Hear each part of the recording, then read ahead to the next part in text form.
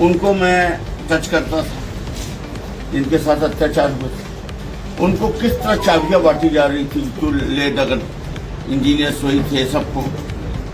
आप लोगों ने वो सीन देखी। हमने हमारा और कोई व्यक्तिगत झगड़ा थोड़ी, शुक्ला जी के विकास को भी मैं नहीं नकारता।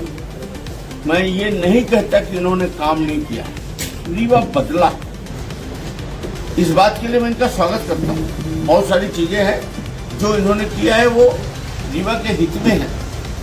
दिक्कत यह है कि नीयत अच्छी, ऐसा कोई काम नहीं है जिसमें इनका फाइनेंशियल इन्वॉल्वमेंट हो।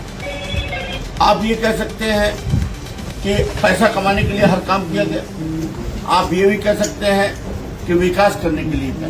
इन्होंने जो विकास का ढोंग सामने दिखाया उसके पीछे इकोनॉमिक क्राइम था, इस बात को मैं हमेशा कहता था।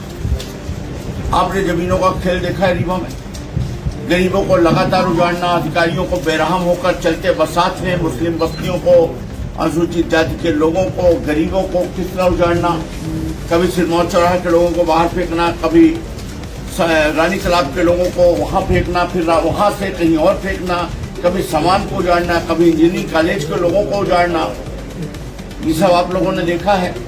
अभी अभी आपने देखा होगा चमड़ा फैक्ट्री है बोदाबाद, उन्होंने उजाड़ा। हर चीज पे का इंटरेस्ट।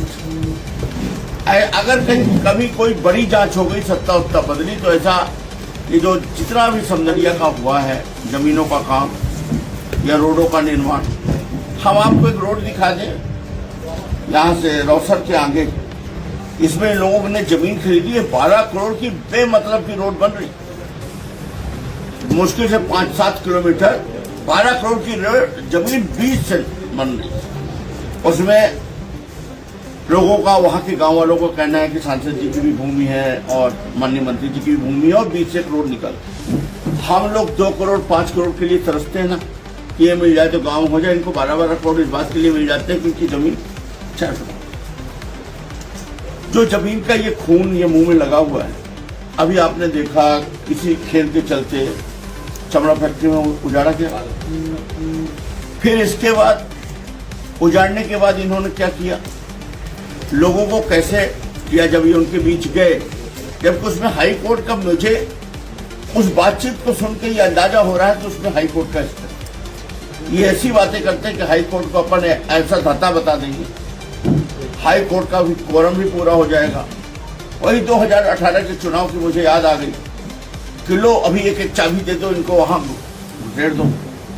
फिर मेरे विधायक स्वच्छ अनुदान जो किसी गरीब की मदद के लिए मिलता है, किसी बीमार, किसी लाचार के लिए, इसके लिए नहीं मिलता कि हम जब जमीन की अल्टा पट्टी करेंगे तो विद्रोह करने वाले आदमी का मुंह बंद कराने की, उससे इनको बांट दो। इस तरह से इनका एक करते हैं कल का, जो माननीय शुक्ला जी के आप वर्जन सुनेंगे तो आपको लगेगा कि ये लोग किस स्तर तक जाके एक तरह से, हम तो इसको ये कहेंगे कि वाइट कलर क्राइम ही हो रहा है जनता के साथ। एक वीडियो आया, आपके पास नहीं है किसी के पास? मैंने देखा है वो वीडियो, आपने देखा है?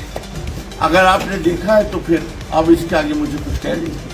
आप लोगों के पास वो वीडियो है, और उस वीडियो को में आप देखिए ना, हमको तो वो दिखा, तो उससे ये सीधा समझ में आ रहा है कि रीवा में हो क्या रहा है और यही अधिकारी प्रशासन क्या कर, बस इतना।